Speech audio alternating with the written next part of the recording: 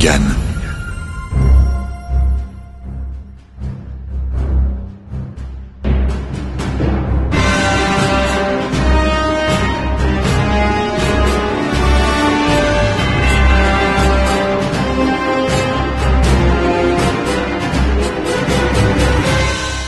Les deux hommes avaient déjà lutté contre les faucons de la nuit et les noirs tueurs de Murmandamus.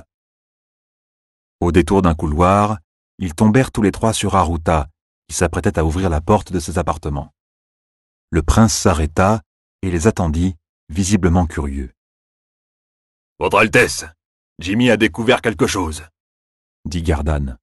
« Venez, j'ai quelques affaires à régler tout de suite, alors soyez brefs. » Le prince poussa la porte et les laissa entrer dans l'antichambre de sa salle de conseil privée.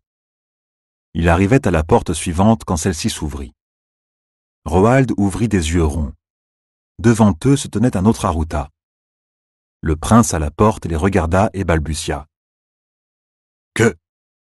Soudain, les deux Aruta tirèrent leurs armes. Roald et Gardan hésitèrent. Ce qu'ils voyaient là était impossible. Jimmy regarda les deux princes s'affronter. Le second Aruta, celui venu de l'intérieur, bondit en arrière dans la salle du conseil pour avoir plus de place. Gardan appela la garde. Quelques instants plus tard, une douzaine d'hommes arrivèrent à la porte. Jimmy observa les deux hommes attentivement. La ressemblance était parfaite. Il connaissait Aruta mieux que personne au palais, mais alors que les deux hommes se livraient un furieux duel, il n'aurait su les distinguer. L'imposteur se battait aussi bien que le prince, et avait le même style que lui. « Saisissez-vous d'eux !» lança Gardan. « Attendez !» s'écria Jimmy. « Si vous prenez le vrai en premier, l'imposteur risque de le tuer. » Gardan annula aussitôt son ordre. Les deux combattants attaquaient et paraient, tournant dans la pièce. On lisait sur leur visage la même détermination. Brusquement, Jimmy s'élança dans la pièce, frappant sans hésiter l'un des deux hommes. Le blessant avec sa dague, l'écuyer le fit tomber en arrière. Les gardes envahirent la pièce et s'emparèrent de l'autre combattant sur l'ordre de Gardan. Le maréchal ne savait pas ce qu'avait fait Jimmy, mais il préférait ne prendre aucun risque et décida de mettre les deux hommes en détention tant que cette affaire ne serait pas réglée. Jimmy se jeta par terre sur l'autre Aruta qui lui donna un coup de poing et le fit voler de côté, étourdi. Cet Aruta-là commença à se relever, mais il se figea quand Roald lui plaça son épée sur la gorge. « Ce gamin est devenu fou !» hurla l'homme encore à terre. « Garde ! Saisissez-vous de lui !» Il se leva en se tenant le flanc et regarda sa main couverte de sang. Très pâle, il commença à vaciller sur ses jambes. Il paraissait sur le point de s'évanouir. L'autre Aruta restait immobile, fermement retenu par les gardes. Jimmy secoua la tête pour s'éclaircir l'esprit, car c'était le deuxième coup qu'il recevait ce jour-là. Ses yeux se posèrent sur l'homme blessé. « Attention à son anneau !» s'écria le jeune écuyer. À cet instant précis, le blessé porta la main à sa bouche. Au moment où Roald et un garde se saisissaient de lui, il s'effondra inconscient. « Son sort royal est un faux, » constata le mercenaire. « Il contient du poison, comme en portaient les autres. » Les gardes relâchèrent le véritable Aruta qui demanda « Il a pu s'en servir ?» Gardan inspecta l'anneau. « Non, il s'est évanoui à cause de sa blessure. »« La ressemblance est incroyable. Jimmy, comment as-tu su ?» demanda Roald. « Je l'ai vu dans les égouts. »« Mais comment as-tu compris que c'était lui l'imposteur ?» insista Gardan. « Ses bottes, elles sont couvertes de vases. » Gardan regarda les bottes noires cirées d'Aruta et les bottes couvertes de boue de l'imposteur. « J'ai bien fait de ne pas me balader dans le nouveau jardin d'Anita aujourd'hui, » fit remarquer le prince. « Je me serais fait jeter au fond de mes propres cachots. » Jimmy observa attentivement l'imposteur à terre et le véritable prince. Les deux hommes portaient des habits exactement de la même coupe et de la même couleur. « Quand nous avons passé la porte, vous étiez avec nous ou vous étiez déjà dans la pièce ?»« Je suis entré avec vous. Il a dû pénétrer dans le palais avec les derniers fêtards et m'attendre dans mes appartements. » Jimmy acquiesça. « Il espérait vous surprendre ici, vous tuer, jeter votre corps dans un des passages secrets ou dans les égouts et prendre votre place. Je ne crois pas qu'il aurait pu tenir très longtemps, mais en quelques jours, il aurait pu causer pas mal de troubles avant de repartir. Tu as encore agi vite et bien, Jimmy, le félicita Haruta avant de se tourner vers Roald. Il vivra? Le mercenaire examina le blessé. Je ne sais pas. Ces types ont la mauvaise habitude de mourir au mauvais moment et se réveiller quand il devra être mort. Allez chercher Nathan et les autres.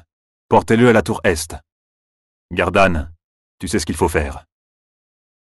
Jimmy regardait le père Nathan, prêtre de Sung la Pure et conseiller d'Haruta, examiner l'assassin. Toutes les personnes admises dans la tour choisie pour héberger le prisonnier furent étonnées de la ressemblance. Le capitaine Valdis, un homme aux larges épaules qui avait servi de premier lieutenant à Gardan et avait fini par lui succéder à la tête de la garde d'Haruta, secoua la tête. Pas étonnant que nos petits gars aient salué sans se poser de questions quand il est entré dans le palais, Altesse. C'est votre parfait sosie. Le blessé était attaché au pied du lit. Comme la dernière fois où l'on avait capturé un faucon de la nuit, on l'avait débarrassé de son anneau de poison et de tout autre moyen de se suicider. Nathan s'écarta du prisonnier. Il a perdu beaucoup de sang et sa respiration est faible. Ce serait déjà banal dans des circonstances normales. Je dirais qu'il pourrait s'en sortir, Altesse, approuva le chirurgien royal. Si je n'avais pas déjà constaté leur désir de mourir. Il regarda par la fenêtre la lumière du matin naissant. Il avait passé des heures à réparer les dégâts causés par la dague de Jimmy. Haruta réfléchit. La dernière fois qu'ils avaient tenté d'interroger un faucon de la nuit, le prince et ses amis n'avaient obtenu qu'un cadavre animé, qui avait tué plusieurs gardes et failli éliminer la grande prêtresse de l'Imskragma ainsi que le prince lui-même. Il se tourna vers Nathan. S'il reprend conscience, usez de tous vos pouvoirs pour découvrir ce qu'il sait. S'il meurt, brûlez son corps immédiatement. Haruta regarda ensuite Gardan, Jimmy et Roald. Venez avec moi.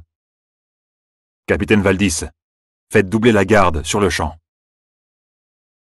Il quitta la salle particulièrement surveillée et ramena ses compagnons dans ses appartements. Anita est partie avec les bébés chez sa mère. Je peux maintenant me consacrer uniquement à déloger ces assassins avant qu'ils trouvent un autre moyen de m'atteindre. Mais son Altesse n'est pas encore partie, précisa Gardan. Haruta fit volte-face. Comment? Pourtant elle m'a dit au revoir à l'aube, il y a 1 heure. Peut-être, Altesse, mais il semble que 1000 détails ne soient pas encore réglés. Ses bagages viennent à peine d'être chargés. Les gardes sont prêts depuis 2 heures. Cependant, je ne crois pas que les carrosses soient déjà partis. Alors va vite t'assurer que ma famille est en sécurité jusqu'à son départ. Gardan sortit en courant, tandis qu'Haruta, Jimmy et Roald poursuivaient leur chemin. Vous savez contre qui nous nous battons, reprit le prince. Seuls nous qui étions au Moraéline savons réellement quel genre d'ennemi se cache derrière tout cela. Vous savez également que nous allons livrer une guerre sans merci, qui ne s'achèvera que par la défaite totale de l'un des 2 adversaires. Jimmy opina, quelque peu surpris du ton d'Haruta. Quelque chose dans cette dernière attaque avait touché un point sensible chez le prince. Depuis que Jimmy le connaissait, Haruta avait toujours agi avec prudence, prenant le soin de ressasser toutes les informations dont il disposait afin d'agir le mieux possible. Jimmy ne l'avait vu faire qu'une seule exception à cette règle, lorsqu'Anita avait été blessée par le carreau perdu de Jack Rictus. Haruta avait alors changé du tout au tout. Aujourd'hui, tout comme quand Anita avait failli se faire assassiner, il semblait de nouveau possédé, furieux de voir son refuge menacé. Son propre bien-être et celui de sa famille étaient en danger, et le prince était pris d'une telle rage de tuer les responsables de tout cela qu'il avait du mal à se contrôler. « Rappelle Trevor Hull », ordonna-t-il à Jimmy. « Je veux ses meilleurs hommes prêts à agir dès ce soir, après la tombée de la nuit. Dis-lui de venir avec Cook dès que possible. Je veux m'organiser avec Gardan et Valdis. Roald, tu vas devoir occuper Laurie aujourd'hui. Il va sûrement se douter de quelque chose quand il verra que je ne parais pas à la cour cet après-midi. Fais en sorte qu'il s'inquiète d'autre chose, par exemple d'une visite chez de vieux amis de Condor. Tiens-le à l'écart de la tour Est. » Jimmy sembla surpris, et Haruta se sentit obligé d'expliquer. Maintenant que Carline et lui sont mariés, je ne risquerai la vie que d'un seul membre de la famille. Il est assez fou pour vouloir venir. Roald et Jimmy échangèrent un regard. Tous deux imaginaient aisément ce que le prince prévoyait de faire cette nuit. Haruta devint pensif. Allez-y.